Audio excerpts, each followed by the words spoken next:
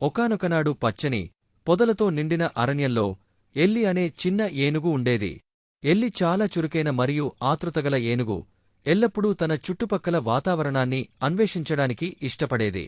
ఒక సూర్యోదయాన ఎల్లి ముందే ఎన్నడూ వెళ్లని అరణ్యంలోకి ప్రయాణించాలని నిర్ణయించుకుంది. అలా నడుస్తూ ఉండగా పొదల్లో ఎక్కడో ఒక శబ్దం వినిపించింది. ఎల్లి ఆగి ఆకుల మధ్యనుంచి చూస్తే అక్కడ ఒక చిన్న తప్పిపోయిన కోతి మైలో భయంతో మరియు అయోమయంగా ఉంది. మైలో భయంతో ఉన్నాడు. అందుకే ఎల్లి నెమ్మదిగా తన తొండం చుట్టుపట్టుకుని మిలోను తన మోస్తుపైకి ఎత్తింది. భయపడకు మైలో, నేను నిన్ను నీ ఇంటికి చేర్పిస్తాను అని ఎల్లి చెప్పింది. ఎల్లి మార్గం చూపుతూ వారు అరణ్యాన్ని దాటారు. పొడవైన చెట్లు మరియు మెరుస్తున్న జలస్రోతాల మధ్య ప్రయాణం చేయసాగారు. మార్గమధ్యంలో వారు స్నేహపూర్వకమైన జంతువులను కలిశారు.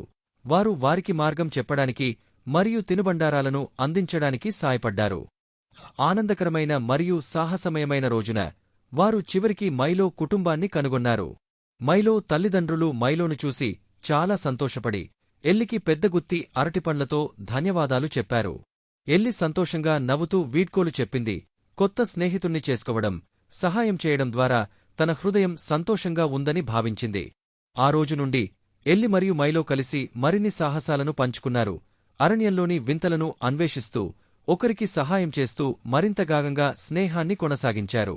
మరిన్ని ఇలాంటి కథల కోసం సబ్స్క్రైబ్ చేసుకోండి.